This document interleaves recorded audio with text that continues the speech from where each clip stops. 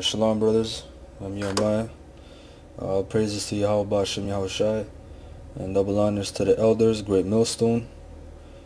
And basically, this lesson is called the 9 tribes and a half. Their journey to the Americas. And the tribes I'll be focusing on is the tribe of Reuben and the tribe of Gad. Because you got these new assholes out there saying that Native Americans and Hispanics are not Israelites. They got that new doctrine out there, which is madness, man. So I'm going to go into it. I'm going to first show how the tribes got over to the Americas, because it's recorded in the scriptures. Alright, these niggas, they skip over information like this, because this information cuts them. Alright, this is 2nd Esdras chapter 13 verse 40, and it says, "Those are the 10 tribes which were carried away prisoners out of their own land in the time of Hosea the king, whom Salmanazar the king of Assyria led away captive, and he carried them over the waters, and so came they into another land. But they took this counsel among themselves, that they would leave the multitude of the heathen, and go forth into a further country where never mankind dwelt." Now that's America, because this is around 720 BC, you didn't have anyone dwelling in the land of America, so that's a land that where never mankind dwelt. That they might there keep their statues which they never kept in their own land, and they entered into Euphrates by the narrow passages of the river. For the Most High then shewed signs for them, and held still the flood till they were passed over. Because if you know anything about South Africa and going across those waters, it's perilous, man. That's why they created the Panama Canal Zone, so they wouldn't have to go over there. They wouldn't have to go over there. They just have to cross to the Atlantic, basically. Basically, the Panama Canal Zone connects the Atlantic and Pacific Ocean. So they wouldn't have to go all the way around Africa, which those are perilous waters. A lot of storms are there. That's what it means the Most High held back the floods. Alright, for through that country there was a great way to go, namely of a year and a half, and the same region is called Arsareth. Then dwelt they there until the latter time, and now when they shall begin to come. Alright, so now let's go into this book called the 10 Tribes of Israel, alright, by Timothy R. Jenkins. Now let's go to page 80.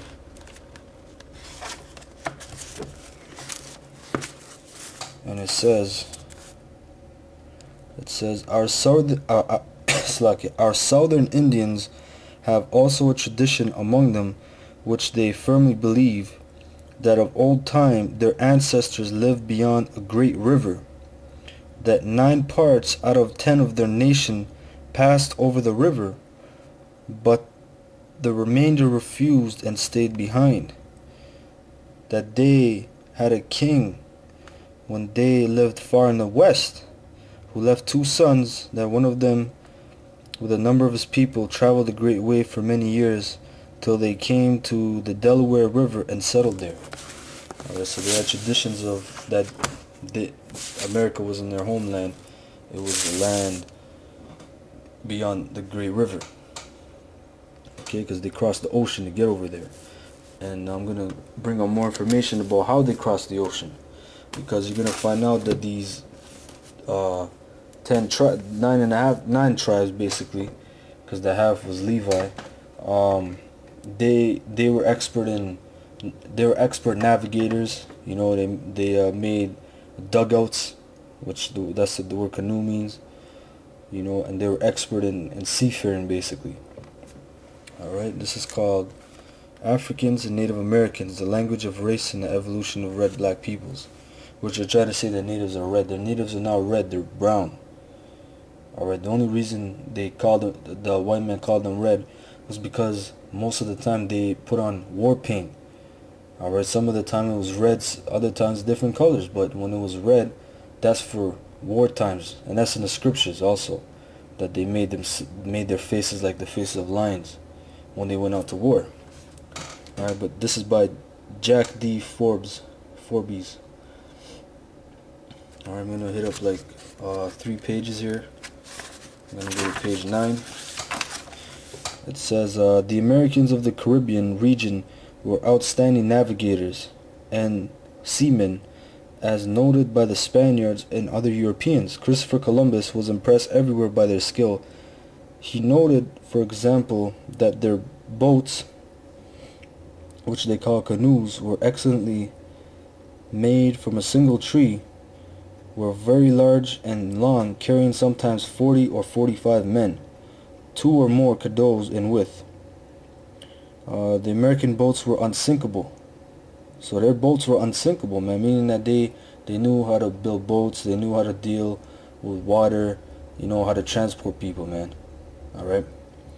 And Andres Bernaldez recorded from Columbus that the Americans, meaning that natives, navigated in their canoes with exceptional agility and speed, with 60 to 80 men in them, each with an oar, and they went by sea 150 leagues or more.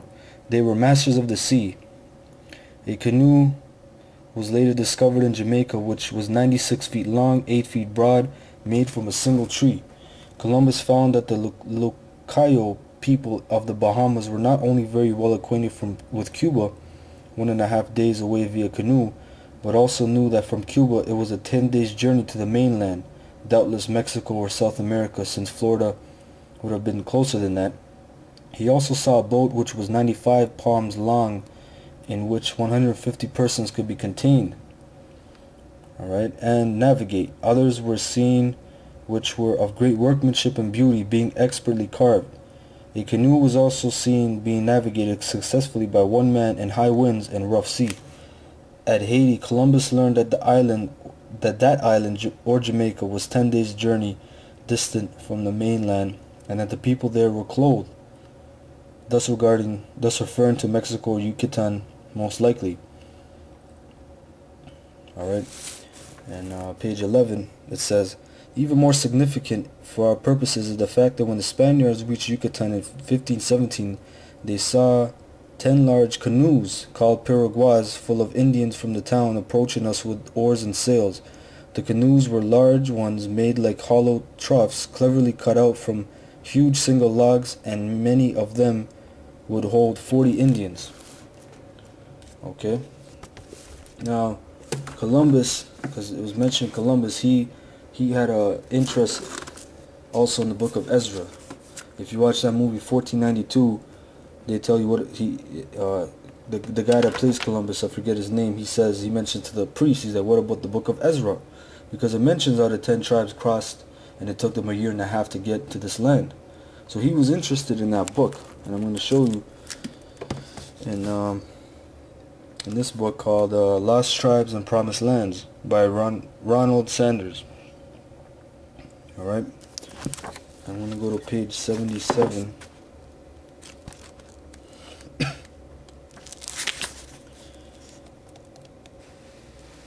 It says, page 77, so I'm a Columbus. All his life, Columbus's ideas about geography were permeated with a peculiar religious mysticism. He kept a book of prophecies in which he collected quotations from the Bible, often those dealing with isles far off. Down here it says, a striking element in Columbus's geographical religiosity is his intense and abiding interest in the 4th or 2nd book of Ezra. The 2 apocryphal books of Ezra purport to be additional writings by and about the Old Testament Ezra. In the marginal notes to Columbus's copy of D. Ali,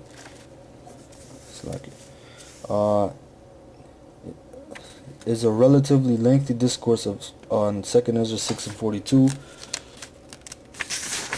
which reads, upon the 3rd day thou didst command that the water should be gathered up in the 7th part of the earth. 6 parts thou hast dried up and kept them, to the intent that of these some being planted of God and tilled might serve thee. This was often to be cited by Columbus, who argued that since only 1/7 of the world was water, a good deal more dry land than yet was known remained to be discovered overseas. Alright? So this record right here, this is called Christopher Columbus and the Participation of the Jews in the Spanish and Portuguese Discoveries by Meyer Karsling and Charles Gross. And this is on page 15. And it says, this time of Columbus, he was also very fond of reading the Bible and the fourth book of Ezra, which was probably written by a Jew who lived outside of Palestine.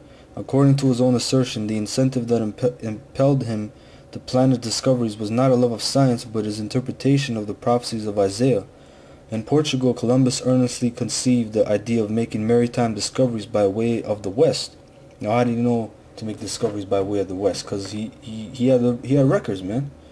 Because he was a Jesuit, man. When you go into it, he was a so-called Jew, and basically he had access to go in the Vatican, which the Vatican had all our records, man. They had the Moors records, they had all that, because they took all the records from the Library of Alexandria and put it in Vatican. That's why today in the Vatican, I remember reading an article like 2 years ago, they remodified the whole library in the Vatican, and they put chips in the books, so now that they can, it's impossible to take any of the books. You know what I mean? And those aren't even the books that are really hidden. There's, in the catacombs and all that, there's even more hidden books. But those books, those normal books, which you could probably find some stuff there, why do they have guards there protecting it? It's a library, man. You know what I mean? But yeah, they put chips in them so they could track the book if you stole it, basically. So that was the first part of the lesson, just to show you how the tribes got there and by what means they got there, because they were expert in navigation and seafaring. And now I'm going to focus on the tribe again and bring out information to show that they are that Gad is the so-called North American Indians. Alright, shalom.